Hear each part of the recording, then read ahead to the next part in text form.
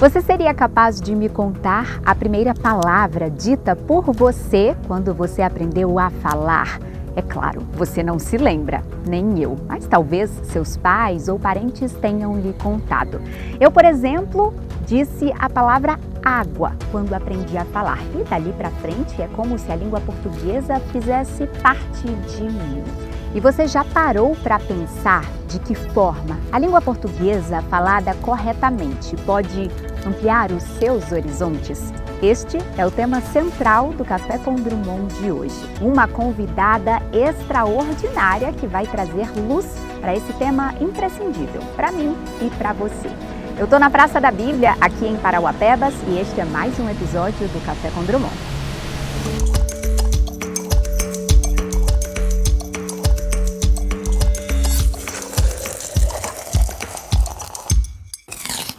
E se eu te perguntasse, você se garante em sua língua materna? Talvez a sua resposta seja, mas é claro, Isis, afinal, aprendi a falar há muito tempo. Mas eu tô aqui para te dizer que talvez não. Afinal, são muitos os detalhes da língua portuguesa que podem te surpreender. Estudar é preciso e ter aquelas pessoas referências em nossa vida é fundamental. Por isso, no programa de hoje, estamos aqui com a professora Roberta Macedo. Que honra inenarrável recebê-la no Café com Drummond. Seja muito bem-vinda, minha querida. Muito obrigada. Obrigada desde o primeiro momento em que houve o convite. Prazer inenarrável é meu ter recebido um convite de uma profissional tão brilhante e poder, de alguma forma, contribuir com o seu programa. Obrigada de coração. Eu estou muito feliz, confesso a você que eu estou emocionada e acho que vale a gente falar um pouquinho dos bastidores. Quando busquei você na primeira noite para nós jantarmos, eu falei com meu esposo, nossa, eu estou nervosa, estou com o coração acelerado, porque quando nós admiramos muito alguém, a gente fica com medo de errar. E a gente não tem medo de errar só no comportamento, não. No seu caso, a gente tem medo de errar o português. E olha que a comunicação sempre foi algo bastante natural para mim, mas estou muito longe de ser a especialista que você é. Você começou a desenvolver a sua carreira muito antes dos holofotes, afinal, você tem toda uma trajetória por trás das câmeras que nada tem a ver com o trabalho pontual que é feito nas redes sociais. E a gente vai falar sobre tudo isso aqui. Eu quero que você se sinta em casa, eu quero que você se sinta acolhida, que você se sinta respeitada e, muito mais do que isso, que você entenda que esse é o seu espaço. E para a gente começar a te apresentar para as pessoas que nos assistem pelo canal 40.1 aqui na TV Correio, em Parauapebas, Marabá, Canaã dos Carajás e em todas as plataformas digitais, eu quero que você se apresente em profundidade. Se você tivesse que descrever a Roberta, quem é você? Antes de eu me descrever, eu preciso, claro, agradecer também pelo nosso momento informal. E se você estava emocionada, eu confesso que eu estava ansiosa. Ansiosa porque a admiração é recíproca. Admiro você como pessoa, como mulher, como profissional. E é uma referência não só para o nosso Pará, como para o Brasil. Sinta-se acolhida como paraense. Saiba que você é um orgulho do nosso Pará. Não é um orgulho de Parauapebas apenas. E agora falando sobre a Roberta. Quem é a Roberta? Pessoa, ser humano, é uma mãezona, é uma dona de casa, é aquela que quando menina sonhava em ser tão somente mãe e dona de casa. E que virou profissional muito por acaso e por uma exigência materna. Os traumas da minha mãe, que com certeza se fazem aí em várias pessoas, várias mulheres que hoje nos assistem, traumas que me fizeram, que me empurraram para o mercado de trabalho, que me empurraram para a universidade. A minha mãe não aceitava que eu fosse uma mera dona de casa, que eu fosse uma mera mãe. Ela dizia para mim, você pode ser mãe, você pode ser dona de casa, mas você será uma profissional. Como ela era professora, e eu sempre amei a comunicação, eu te confesso que eu fiquei muito em dúvida entre comunicação social e licenciatura em letras. Porque a comunicação era minha. E eu já falava bem, eu já me comunicava bem em função da minha mãe, que era uma portuguesa super exigente, que não aceitava que nós engolíssemos um S. Então, não foi a escola que me ensinou. O que eu tenho, assim, nas veias, que me é muito natural, eu aprendi desde o ventre da minha mãe, com as exigências dela. E aí, segui a carreira dela. Ela foi uma excelente professora e, apesar de eu ter feito comunicação social e, paralelamente, letras, eu abracei o curso de letras, abracei a sala de aula, abracei o magistério com muito amor, sabendo já naquela época que não seria uma profissão promissora financeiramente. Inclusive, uma frase que eu guardo até hoje e que eu gosto de compartilhar foi o que o meu pai me disse quando soube que eu faria vestibular para letras. Ele disse para mim: tu vais fazer medicina, porque se tu fores professora, tu vais morrer de fome. Eu disse: pai, eu não consigo, juro, te digo. Eu disse: pai, eu não conseguia ver sangue. E ele era médico, ele não aceitava isso, ele achava que eu tinha que seguir a carreira dele. Eu disse: eu não consigo me ver como médico, eu não tinha maturidade para lidar com isso, né? E ele, quando eu estava no 2º ano do ensino médio, ele fez a minha inscrição no vestibular para medicina. E claro que eu não abracei. No 3º ano eu implorei para fazer letras e comunicação social. Eu passei nas duas, nos 2 cursos em universidades diferentes. E ele disse: tu vais fazer sem a minha bênção. E ficou 1 ano sem falar comigo. 1 ano? 1 ano sem falar comigo. E não é sem falar, de conversar. É 1 ano sem saber que eu existia. Você tem noção do que é isso? E uma das minhas maiores felicidades foi quando o meu nome começou a ser projetado, ainda em Belém, eu não falo nem em nível de Brasil, ainda em Belém, do respeito das pessoas procurarem o meu trabalho, o orgulho que ele tinha, porque ele conseguiu uma filha médica, conseguiu uma odontóloga, conseguiu um empresário, conseguiu um delegado, mas a filha da qual ele tinha aquele orgulho, aquele carinho, aquele brilho no olhar para falar sobre, era da professora que lá atrás ele havia amaldiçoado. Então, isso mexe muito comigo.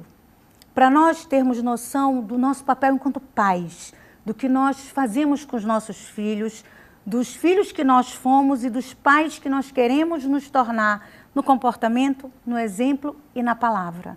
Isso é muito profundo. E é muito mais comum do que a gente imagina. Eu me assustei, me surpreendi com o que você falou, porque é uma história muito semelhante à que aconteceu comigo. Quando eu falei com meu pai que faria comunicação social em jornalismo, a frase foi só um pouquinho diferente, porque ele olhou para mim muito sério e falou: você vai ser pobre o resto da vida.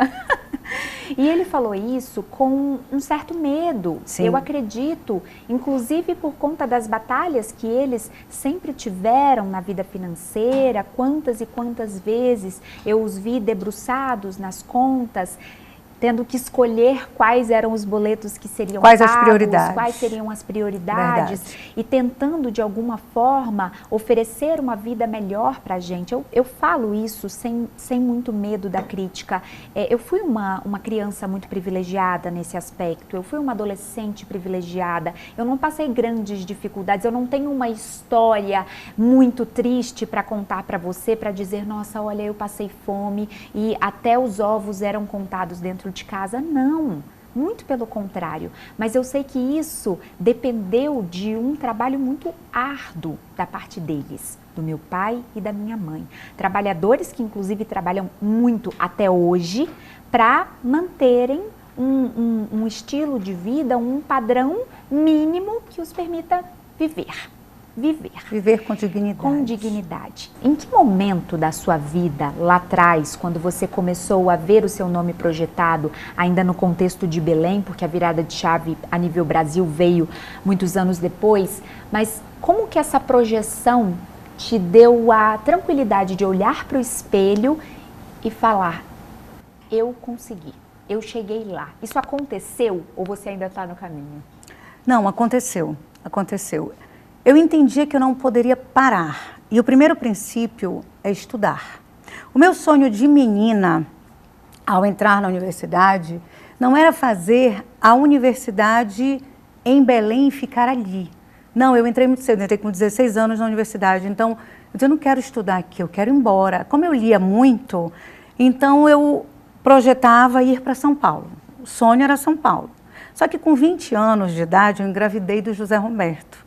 E aquele sonho parou ali. Eu já não conseguia mais sonhar porque eu sabia que eu não poderia estar em São Paulo com um bebê. Precisei mudar os planos, precisei mudar os sonhos, mas nunca parei de estudar. Então terminei comunicação social, terminei letras, já engatei na especialização, engatei no mestrado, só que na época nós ainda não tínhamos o doutorado em Belém. Então tudo que eu poderia fazer em Belém esgotou no mestrado, eu só poderia fazer fora, isso foi 2005, então lá se vão 20 anos. Hoje, o doutorado já é uma dificuldade, imagine você há 20 anos. Eu sabia que sem estudar eu não avançaria muito, e eu estudava e trabalhava. E o meu pensamento era nunca estar apenas em uma escola, porque na minha cabeça, escola particular, eu estou hoje, mas eu posso não estar amanhã. Então, eu gostava de me cercar de várias escolas. E eu assumi a carga horária em vários lugares. Eu cheguei a trabalhar fazendo mestrado em 8 escolas. Era uma loucura, mas eu entendia que ali se fazia necessário aquele momento para que eu pudesse mais tarde colher os frutos. A minha virada de chave foi quando eu percebi que as escolas competiam pelo meu nome. Várias escolas me procuravam para eu assumir carga horária. Então ali eu entendi que eu não ficaria mais desempregada, porque eu ainda era muito menina. Então existe aquele medo de eu estou trabalhando neste ano, mas eu posso não estar no ano que vem, ou eu preciso bater lá numa determinada escola para entregar currículo, para pedir indicação, porque no nosso mercado é assim. O meu foco sempre foi a universidade. Serei professora da universidade, serei professora da universidade. Não era só o mercado do Enem, não era só a redação. O foco era a universidade. Então, em 2004, eu fiz o meu primeiro concurso e eu lembro como se fosse hoje. Havia só doutores, 13 doutores em linguística competindo por 2 vagas. Gente, o que eu vou fazer? Vou nem me inscrever, foi o meu pensamento. Eu não vou sequer me inscrever. Só doutores eram 13, fora a quantidade de mestres, fora os especialistas. Eu disse, não, gente, passarei na frente. Coisa de Deus. As inscrições eram até segunda-feira. No sábado, nós sempre almoçávamos na casa do meu pai. E aí, nessa época, ele já falava comigo. Já tinha passado, né? Já era uma profissional. Aí, fomos almoçar e aí meus irmãos foram embora. Eu continuei lá conversando com ele. Ele disse, Roberta, o concurso que haverá na universidade para professor, tu já te inscreveste? Menina, eu não... Sabe aquele segundo que vem que eu falo o quê? Eu não vou mentir. Aí eu disse, pai, eu vou explicar para o senhor. Quando eu disse eu vou explicar para o senhor, ele já sabia que alguma coisa ali não havia encaixado. Isso sábado, último dia da segunda-feira. Eu disse, pai, eu vou lhe falar. Eu fui olhar as inscrições. Só doutores, são 13. Mestres, eu não tive a coragem de contar. Eu sou apenas uma especialista, eu estou no mestrado, não formei. Eu não tenho condições de concorrer em currículo com essas pessoas. Ele só me escutou. Ele disse, Roberta, são quantas vagas? Eu disse, são 2, pai. Ele disse, pois é, pelas tuas contas, só de doutores 11 ficarão de fora, se 2 passarem. Quantos mestres são? Eu disse, eu não sei, pai, que eu nem contei. Ele disse, pois é, todos que tu não contaste também ficarão de fora se nenhum mestre passar. Então, minha filha, se é para não passar, uma galera aí, com todos esses currículos que tu estás falando, essa galera vai ficar de fora. Minha filha, você não pode dizer que não vai conseguir se você não tentar. Você tem que passar pelo processo, atravessar o caminho para chegar do outro lado e entender, eu passei por isso ou eu não passei por isso, para que essa sua experiência vá ajudá-la no próximo momento, se esse não for o concurso da sua vida. Mas eu não aceito que tu digas que tu não vais fazer. Roberta, tu tens que pensar assim, são 2 vagas. Uma é tua. A outra é de quem quiser brigar para lá. Segunda-feira eu vou te ligar. Se tu não fores, eu vou contigo. mas tu vais te inscrever. Menina, eu saí de lá, assim, era uma mistura de medo. Olha, eu chorei tanto nesse fim de semana que até hoje eu me lembro, eu me emociono. No sorteio do tema da prova escrita, todos reunidos, saiu o sorteio, você tem 24 horas para estudar, para fazer sua prova. Eu só via doutor se olhando, prova no dia seguinte, fui fazer a prova. Amei o tema, era um dos temas que eu ministrava, assim como ninguém. Amei, vibrei, saí de lá, fui pegar livro para fundamentar a teoria, pronto. Vários temas e mais aquele sorteado. E eu, e cadê os doutores? Uma galera já não foi. Não foi nem fazer a prova. Digo, coisa de Deus. E aí eu pegando força. Acabou a prova escrita, sorteio do tema da prova oral. Sai o tema da prova oral. A gente tem 24 horas para apresentar a nossa aula. Quando saiu o sorteio do tema, eu digo, não é possível, gente, eu amo esse tema. Saí de lá assim, olha, eu nem pisava o chão, agradecendo, louvando a Deus. Eu digo, é de Deus, eu tenho que fazer. Menina, eu fui fazer minha prova um dia de chuva em Belém. Cheguei lá no básico, na Universidade Federal. Cadê? Era por ordem de chamada, né, dos nomes. Fulano, o primeiro a ser chamado já não estava, o segundo já não estava, o terceiro já não estava. Eu era a quarta. Falaram meu nome, professora, eu digo, estou aqui, pode entrar. Ou seja, eu era a quarta, foi a primeira. Ou seja, o que Deus quiser, e é agora. Eu te digo, Isis, não fui eu que dei aquela aula. Não fui eu, tenho convicção até hoje. Era uma banca com 3 doutores, que eu nunca tinha visto na vida. Eu lembro como se fosse hoje a fala do professor Nepomuceno, eu nunca me esqueci dele. Ele disse, eu nunca assisti a uma aula como a sua. Professora, permita-me dizer, a senhora é fenomenal. Eu disse, meu Deus, eu saí de lá chorando. Eu tinha certeza ali, de que eu tinha passado. Menina, eu fui embora, o resultado sairia 2 dias depois. Fui embora, eu digo, não vou falar nada. Dormir, não vou. Dorme 2 dias sem fazer nada. Exatamente. 2 dias sem fazer nada. Saiu o resultado, vim ver o resultado. Ah, professora, já saiu. Menina, eu tremia, que eu não tinha condições de andar. Eu tremia. E aí os outros professores, né, lá fora. Aí eu entrei. Menina, entrei, quando eu olhei. Aí uma colega minha, a Rai, lembra como se fosse hoje, já veio rindo. Roberta, tu já viu o resultado? Eu disse, não, menina, eu entrei para isso. Ela já veio me abraçando. Menina, quando ela veio me abraçando, aí eu disse, o que foi? Ela disse, tu passaste? Menina, eu chorava que nem uma criança. Eu ajoelhei ali mesmo naquela sala. Agradeci a Deus assim como se fosse uma criança. Eu digo, cara, cadê os doutores? Cadê os mestres? Ali eu aprendi que o outro não era a minha concorrência. Que eu era a minha concorrência. Que eu concorria comigo no momento em que eu desistia. No momento em que eu não acreditava em mim. Você sabe? É muito profundo você não acreditar em si. Porque quando você não acredita, ninguém vai acreditar. Muitas pessoas me perguntam, Roberta, por que tu és tão segura? Eu te acho tão segura. Tu passas uma imagem de força, de segurança. E eu respondo isso, digo, se eu não acreditar em mim, de fato ninguém vai acreditar. E foi a lição que eu tomei daí, 2004, lá se vão 21 anos.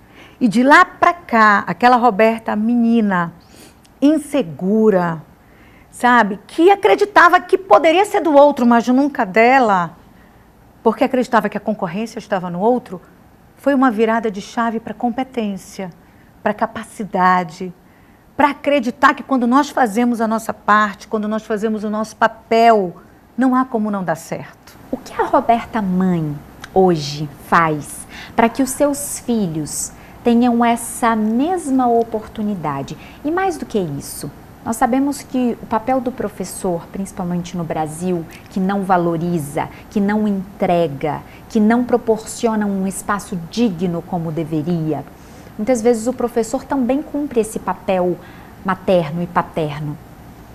Não era para ser de praxe, mas acontece. É verdade.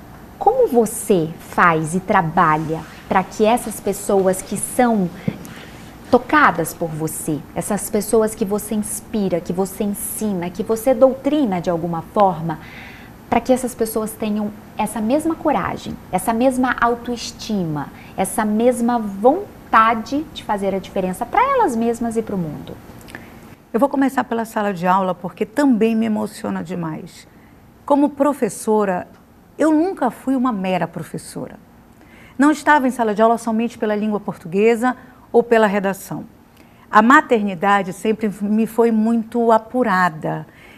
E eu não posso esquecer que muito tem a Roberta do passado que sonhava em estudar em São Paulo. Aquele sonho que se frustrou, eu lancei para os meus filhos e para os meus alunos.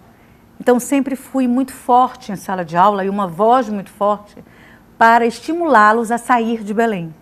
Estudem fora, vão embora. Se tu tens medicina no Pará, mas tu passaste medicina no Paraná, compara as duas e vai fazer na melhor. Quantos pais sentaram à minha frente, na minha sala, para dizer, professora, eu quero ouvir da senhora, por que a senhora diz que o meu filho precisa ir embora, ou tem que ir embora, ou ele pode ir embora?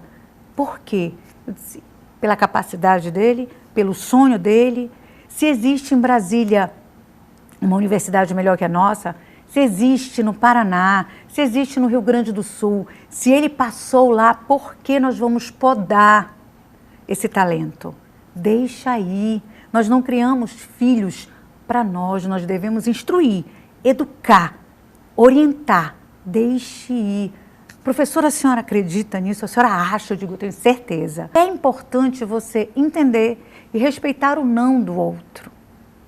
A Juliana, quando estava no 2º ano de medicina, ela se perdeu. Assim, no sentido de eu não sei se é isso que eu quero fazer. Ao mesmo tempo que eu não tenho coragem de dizer para minha mãe. E aí, sabes o que ela fez? Ela simplesmente fez um semestre inteiro sem fazer. Ela não tinha frequência, ela não tinha nota. Quando eu fui matricular para o outro semestre, matricular a Juliana, a Giovana na época fazia psicologia, aí a secretária disse, a senhora vai matricular as mesmas matérias? Eu disse, como assim? Eu estava em pé. Eu disse, como assim? Ela disse, não, porque a sua filha, ela não foi aprovada. Eu disse, como não foi aprovada? Eu não estou sabendo de nada. Eu disse, como não foi aprovada? A Giovana, mãe, calma. Eu disse, como eu vou ter calma? Eu disse, como não foi aprovada? Ela disse, senhora, a sua filha não frequentou. Ela não tem nota, ela não fez uma avaliação. Ela reprovou por falta e por avaliação. Eu disse, como a Juliana me fez pagar um semestre inteiro, como vocês não me avisaram que ela não estava frequentando. Senhora, desculpe, mas ela é uma adulta e nós não sabíamos dessa relação. A Juliana não estava, esperei a Juliana, tranquei essa menina no quarto, eu disse, tu vais me explicar. Porque isso aqui eu não aceito. Meu dinheiro não dá em árvore, isso aqui é o desrespeito. Juliana, nunca mais tu contas com um centavo meu para pagar um curso como esse para tu não valorizares. Menina chorou que nem um bebê. Disse, mãe, eu tentei lhe avisar de todas as formas, mas eu não consegui. Eu lhe peço perdão, de alguma forma eu lhe pago lá na frente, mas eu não me achei. Tá bom, então agora, a partir de hoje, você vai se achar do seu jeito. Eu estava muito revoltada, a Isa, eu estava assim. O pai dela veio falar comigo, Roberta, tu tens que te acalmar. Eu disse, eu tenho que me acalmar? Tu tens noção do que tu estás me pedindo? Se tu queres que eu me acalme, eu vou te passar o total do que eu gastei e coloca na minha conta. Aí eu vou me acalmar. Passaram-se 2 anos. E a Juliana vai para a educação física, e a Juliana vai para a nutrição, e a Juliana vai estudar para ser comissária de bordo. Que você entender. Aí a Juliana vai para Portugal com o irmão, ele tentando salvá-la também. Ela passa 40 dias lá e diz, eu não vou ficar, e volta. Eu digo, Deus, me ajuda, me dá uma luz, um norte, porque tudo que eu quero é cuidar, mas eu também preciso exigir. Não dá só para dar, como se não houvesse limite. Mas, ó, já foi educação física, já foi nutrição, já foi curso disso, curso daquilo, para você ser comissária de bordo. Acabou, lavei minhas mãos. Aí ela foi trabalhar como garçonete num restaurante em Belém. Trabalhou por 1 ano. E entendeu o que era trabalho, o que era você pagar, ganhar um salário mínimo, trabalhar muito, não ser valorizada, Porque as histórias que ela contava, eu chorava por dentro e depois eu chorava escondido. Sabe? Do quão era humilhada. Até que eu cheguei com ela numa conversa séria. Eu disse, hoje você tem 23 anos, você não é mais a garota de 17. O que você quer? Se você me disser, mãe, eu quero ser garçonete pro resto da minha vida. Eu disse, você vai ser garçonete pro resto da sua vida. Vai ser a melhor, mas vai Exatamente. Foi aí que eu disse, se você seja a melhor que atende uma mesa. A melhor. Você seja a mais caprichosa, a mais carinhosa. Se faça com amor. Se você olhar para mim agora e disser, mãe, é o meu sonho. Eu amo. Como eu disse para o meu pai, pai, eu amo a sala de aula. Eu amo. E desde esse momento, inclusive, com meu pai, disse, eu vou ser cirurgiã de sonhos, eu disse para ele. E assim meus alunos me conhecem até hoje. Você quer tornar aquele prato que você serve o melhor prato, mais saboroso, porque o seu atendimento é formidável, você tem o meu aval, o meu apoio, o meu carinho, o meu amor, mas eu quero saber o que você quer. E ela chorando, disse, não, não é. Eu disse, então eu preciso entender você. Você quer fazer psicóloga, você quer fazer um psiquiatra, você quer um acompanhamento espiritual, você quer qualquer coisa, diga que eu vou tentar ajudar. Eu disse, mãe, eu quero voltar para a medicina. Olha a dimensão do que tu me dizes, porque eu tenho que fazer e para a missão que tu tens que assumir, porque agora eu não vou mais aceitar o que tu fizeste comigo quando tu tinhas 18 anos. Tu és hoje uma mulher. Se tu me dizes eu quero, eu vou fazer a minha parte, mas a minha parte só existe se existir a tua. E eu vou entrar com os 2 pés para cima de ti para te exigir. E no meu caso, eu não conseguia sequer entender. Eu queria apoiar, mas eu não conseguia entender a cabeça dela. Entende? Então, para mim, era mais complicado. Mas quando ela disse, eu disse, minha filha, ok. Sem compreender os caminhos pelos quais você já percorreu e o que pode parecer um tempo perdido, porque aí foram 4 anos. Né? Ela viu os amigos se formarem. Os amigos de quando ela passou o vestibular, ela viu todos se formarem e ela ficou para trás e aquela reflexão, o que eu fiz com a minha história, o que eu fiz com a minha vida, eu disse, minha filha, não foi um tempo perdido. Com certeza você aprendeu muita coisa que os seus amigos que graduaram não aprenderam. Com certeza você tem uma história para contar que os seus amigos não têm. Você tem hoje uma razão a mais para valorizar. E é sobre isso que nós temos que conversar. Eu quero muito saber o desfecho dessa história e eu quero muito entender como é que a Juliana se encontrou dentro desse contexto e como é que a professora e a mãe se uniram para esse contexto. Eu tenho certeza que quem está em casa também está muito curioso. Nesse momento, a gente vai para um intervalo rápido, só o tempo de respirar fundo e colocar as emoções no lugar, mas daqui a pouco o Café com Drummond está de volta, não saia daí.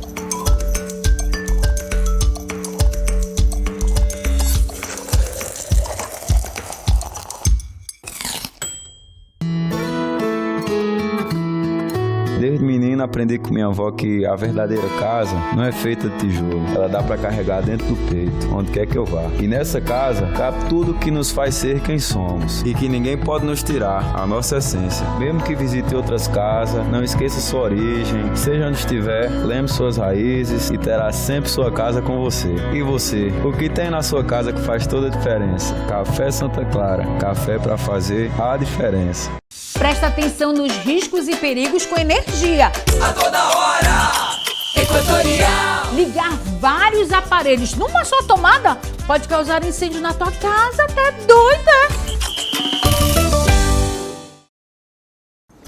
Eu sei que você está amando esse papo com a Roberta Macedo e eu quero te mostrar a segunda parte da conversa, mas antes disso tem uma pausa para o café. Chegou a hora do nosso Café Santa Clara. Eu e o Café Santa Clara temos uma longa história juntos e eles não poderiam deixar de estar presentes aqui neste programa especial num lindo sábado. Obrigada pela parceria, meu café. Há mais de 60 anos, o Café Santa Clara está presente em nossas casas, com cafés para todos os gostos. Tem cafés tradicionais, cafés especiais, cafés em cápsulas, cafés solúveis, cappuccino. Nossa, é tanta coisa! Olha esse cheirinho. Uma pena que não dá para transmitir pela TV e pelo smartphone. Mas deixa eu pegar aqui o meu cafezinho coado especial. É muita tradição e qualidade, especialmente para a sua família. Café Santa Clara. A diferença é clara.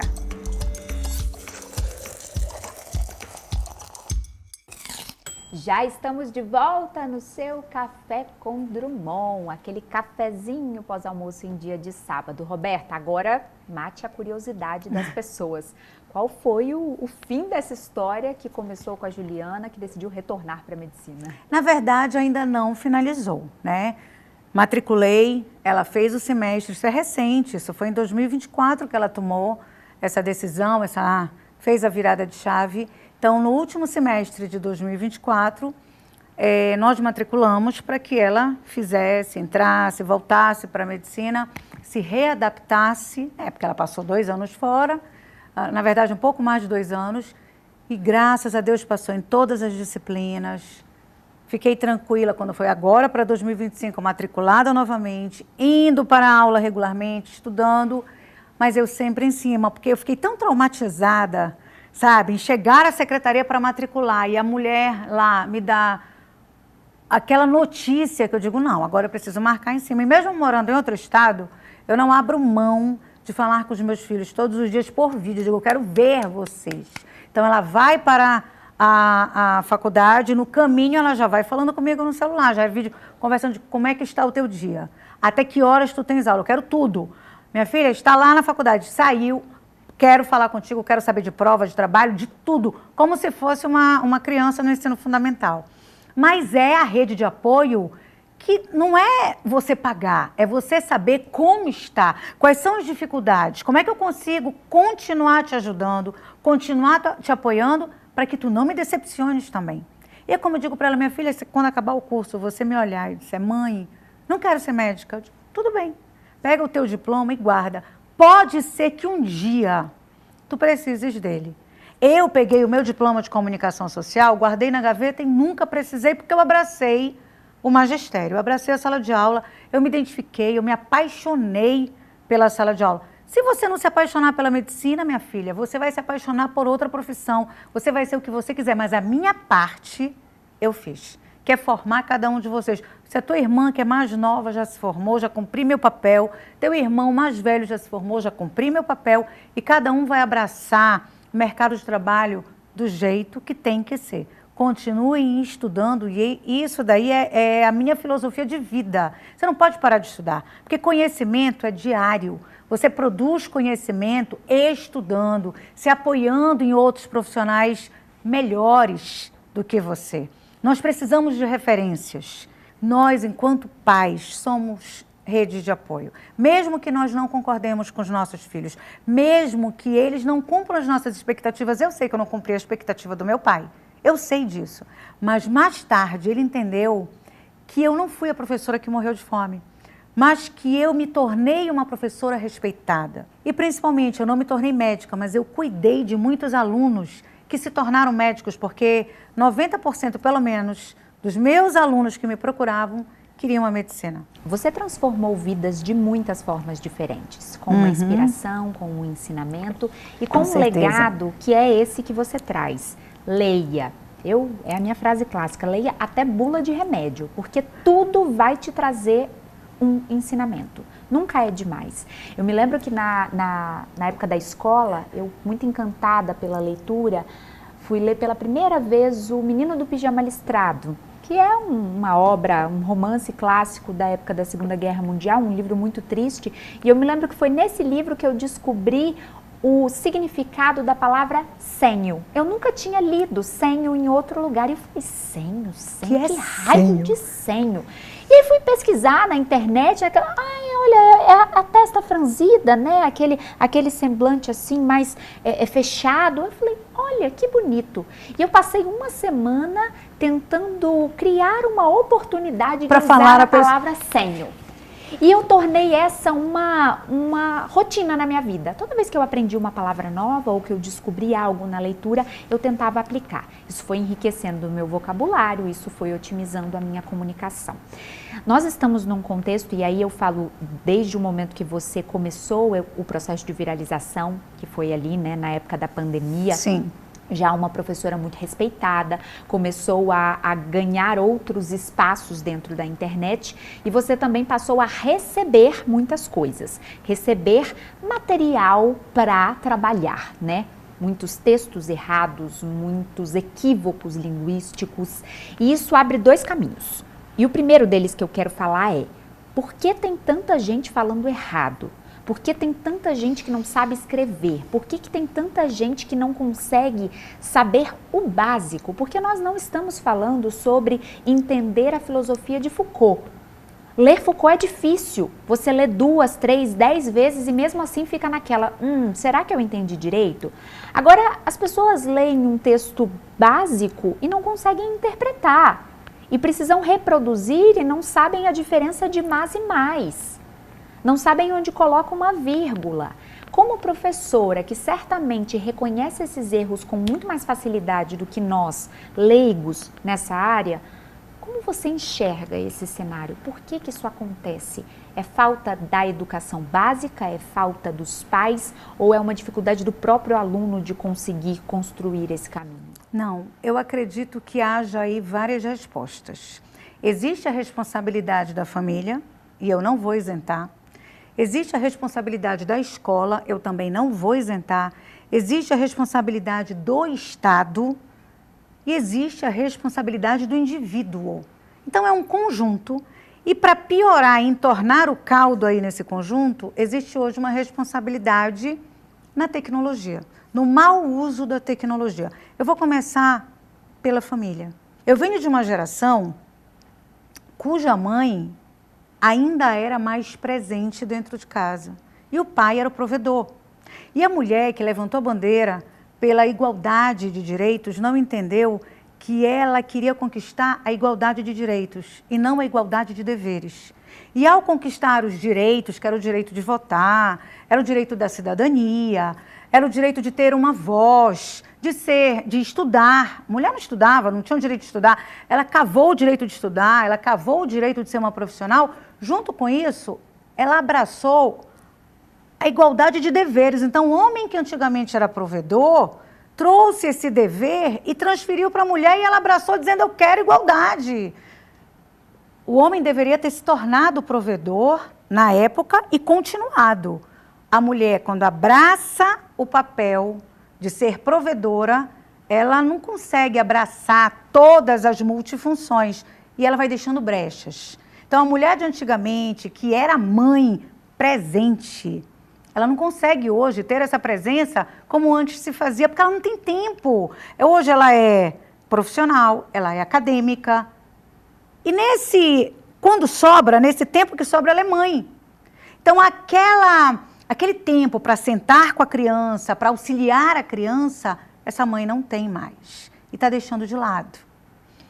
A escola, por sua vez, não tem professores respeitados que estejam numa sala de aula para atender 20 alunos, mas professores que estão numa sala de aula para atender 50, 70, 80 alunos. É impossível. Humanamente é impossível, academicamente é impossível e profissionalmente é impossível. Não há uma rede de apoio para esse professor. Para melhorar o quadro, nós temos hoje uma lei que diz, temos que incluir todas as pessoas diferentes. Eu não acho nada ruim, eu não acho errado. Eu só acho que a escola não está preparada para abraçar a criança autista se ela não tiver um profissional em sala de aula. Para abraçar a criança sindrômica se ela não tiver uma profissional que entenda. Para abraçar uma criança que é surda se ela não tiver uma profissional em sala de aula. Para abraçar uma criança com deficiência visual, se não tiver um profissional, se não tiver os recursos necessários para aprendizagem daquela criança que precisa de uma atenção especial. Uma professora cuidando de 20, 30, 40 alunos que não tem aquela particularidade, ela já não consegue. E se ela tiver crianças com particularidades, como é que ela vai atender? Então, essa professora não tem especialidade, ela não tem horário, ela não tem o tempo e ela não tem a competência para aquilo. A escola só matricula. Mas e a responsabilidade pela aprendizagem daquela criança, daquele adolescente?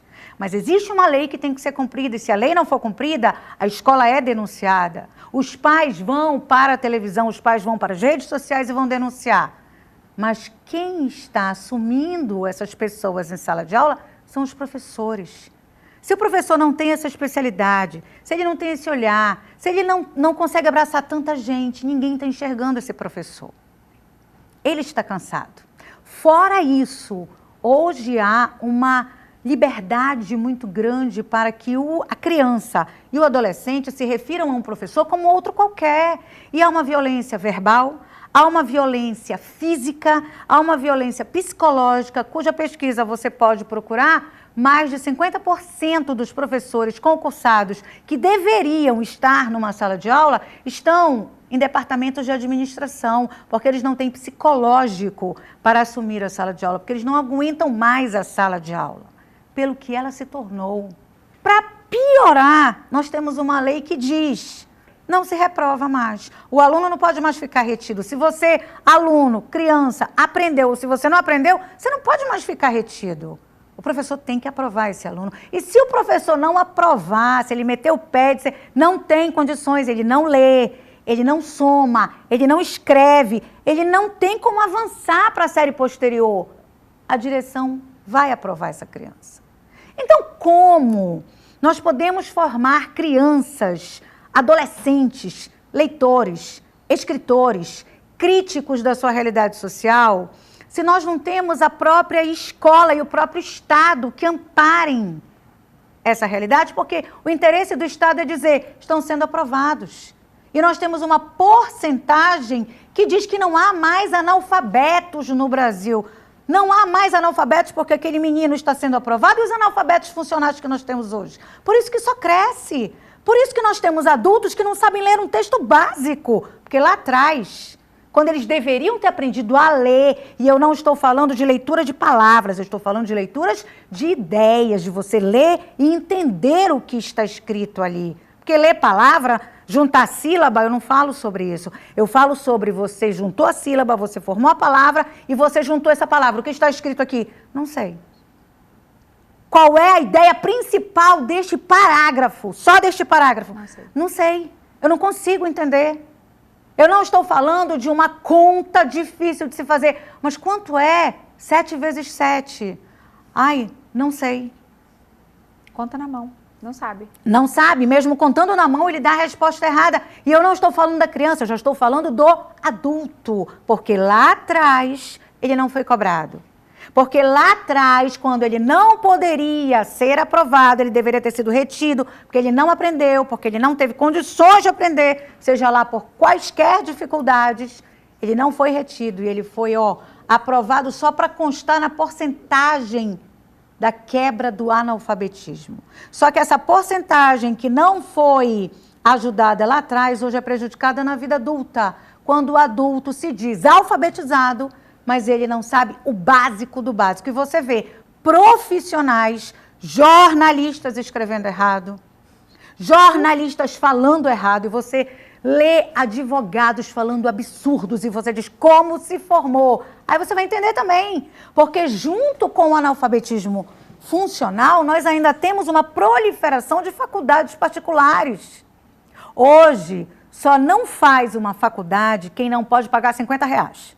Porque quem puder pagar R$50 vai fazer o curso online, à distância e vai se formar. Porque nós temos hoje uma proliferação de faculdades, muitas vezes sem qualquer exigência. Eu apelido essas instituições de unisquinas. Tem muitas unisquinas espalhadas pelo Brasil. Exatamente. E é claro, a gente quer que todos tenham acesso à educação superior, a gente quer que as pessoas tenham novas possibilidades, mas chega um determinado momento onde você tem engenheiros com formação que não conseguem fazer uma conta básica de dividir. A Isis, que é jornalista, ter dificuldade de fazer uma função ou de resolver uma equação de segundo grau é uma coisa, porque eu me especializei em escrever textos. Eu sei contar histórias. Tu fizeste eu me lembrar de uma caixinha que eu abri, que eu respondi ontem quando o meu seguidor perguntou se eu dominava a matemática. Eu disse que eu dominava somar e multiplicar.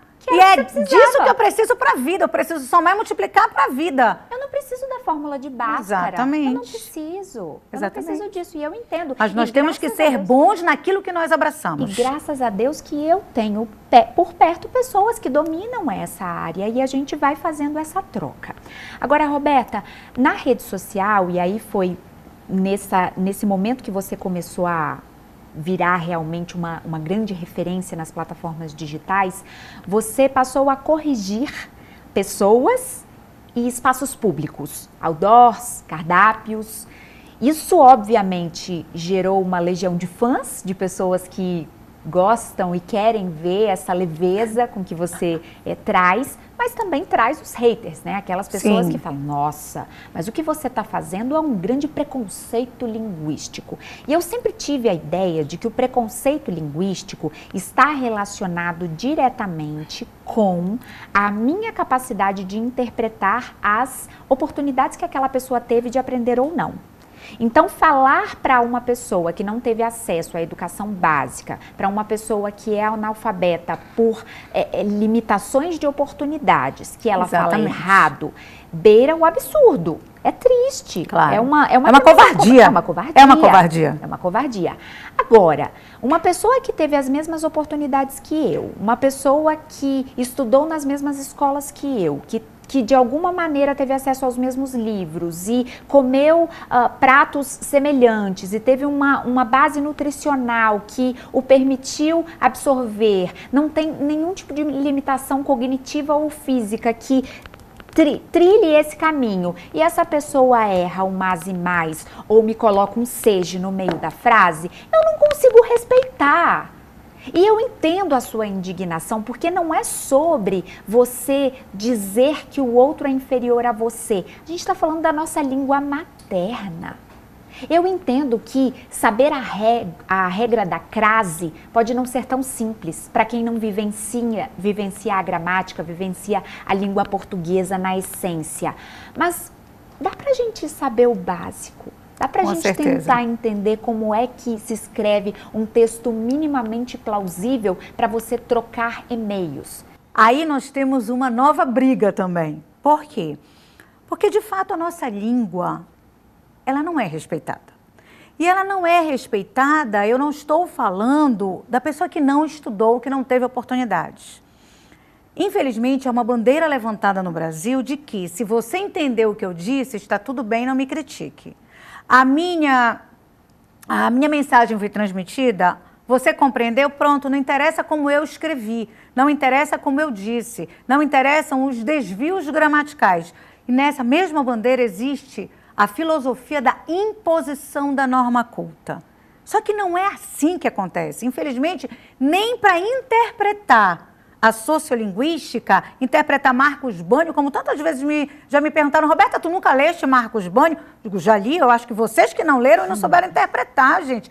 A capa do livro de Marcos Bânio é o preconceito linguístico, lá. E a capa, a imagem é o quê? A imagem de pessoas que não tiveram a oportunidade de estudar. Pessoas que são, de fato, analfabetas. Pessoas que não passaram pelo processo da escolaridade. Então, você não estudou, você não teve a oportunidade social, acadêmica, eu seria muito covarde, eu seria desonesta, eu seria cruel se, ao conversar comigo, eu corrigisse. Não é justo.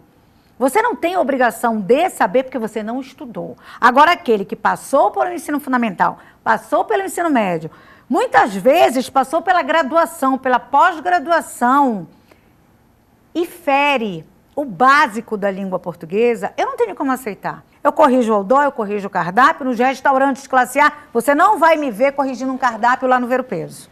Você não vai me ver, porque eu entendo que aquele trabalhador sacrificado ali, ele tem o pão de cada dia e muitas vezes não estudou. Mas aquele restaurante classe A na Estação das Docas, eu vou continuar corrigindo. Porque é inadmissível que nós tenhamos um desvio básico, como não saber escrever tigela, não sabe se é com J ou com G, não sabe, vai pesquisar, não sabe, contrata um profissional. Entende? Mas não aceita, é você ferir a nossa língua e desmerecê-la. Então, esse desmerecimento precisa ser freado. Eu acho que poucas vezes na vida eu tive acesso a uma aula como essa. E olha que eu tive a grata satisfação de ter professores extraordinários ao longo da minha jornada. Eu fui muito abençoada em relação a isso, em todas as disciplinas. E eu quero te agradecer pela sua generosidade, pela sua grandeza. Eu quero que você sinta que aqui você tem morada e que você não está só. No Brasil inteiro existem milhares de pessoas dispostas a estarem ao seu lado. Obrigada por ser você, por ser essa mulher incrível. Obrigada. E por engrandecer o Café com o Drummond com tudo o que você construiu ao longo da sua jornada. Eu, honestamente, estou emocionada pelas suas palavras, pela grandeza dos seus elogios, pelo seu olhar, a maneira como você me olha, como você me enxerga e como você capta o que eu disse, abrindo meu coração, abrindo minha mente, abrindo minha história, minhas experiências, e que de alguma forma o meu compartilhar de experiências possa preencher um espaço em você e um espaço também naqueles que tiverem a oportunidade de nos escutar. Obrigada pela oportunidade do convite. É de fato uma honra, um prazer estar no Café com Drummond. É uma honra estar aqui com você, conhecê-la pessoalmente, uma pessoa que eu já admirava há muito tempo pelas redes sociais, e perceber que você é aquela pessoa que a gente vê, exatamente aquele jeitinho, aquela delicadeza, aquela generosidade, uma mulher com tamanha nobreza, com tamanho amor pelo outro. Muito obrigada pela maneira como me recebeu e pela oportunidade tão grandiosa de estar no seu espaço, no seu lugar e compartilhar isso com o Brasil. Parabéns pelo trabalho, parabéns por ser quem você é. Eu não tenho nem roupa para encerrar esse bloco. Eu quero te agradecer por estar aqui comigo. No próximo bloco tem aquele quadro que você ama do fundo do coração, portanto não saia daí, o Café com Drummond volta já. Presta atenção nos riscos e perigos com energia. A toda hora, Equatorial. Mas construir ou reformar, ó, faz isso longe da rede elétrica. Ou tu vai querer levar um choque? Eu, hein? Desde menino aprendi com minha avó que a verdadeira casa não é feita de tijolo. Ela dá pra carregar dentro do peito, onde quer que eu vá. E nessa casa cabe tudo que nos faz ser quem somos. E que ninguém pode nos tirar a nossa essência. Mesmo que visite outras casas, não esqueça sua origem. Seja onde estiver, lembre suas raízes e terá sempre sua casa com você. E você? O que tem na sua casa que faz toda a diferença? Café Santa Clara. Café pra fazer a diferença.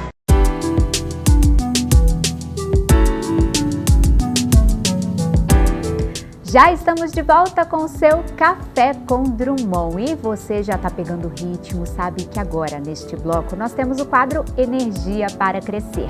Portanto, esteja preparado para anotar a dica, o insight prático e o conselho do Energia para Crescer de hoje. Esperanza, esperanza frente a la dificultad, esperanza frente a la incertidumbre, la audacia de la esperanza. En definitiva, ese es el mayor regalo que Dios puede darnos. Crer que nos espera um futuro melhor. Muito boa tarde, eu sou Oscar Negrão, sou engenheiro civil, gerente de projetos, tenho tido a oportunidade de trabalhar nos últimos 40 anos, especialmente em obras de infraestrutura, no Brasil, na América Latina, incluindo o México, onde morei alguns anos, na República Dominicana, e nas minhas aventuras ao longo das obras e dos locais que eu morei, sempre tive como muito boa companhia um grande amigo, o livro.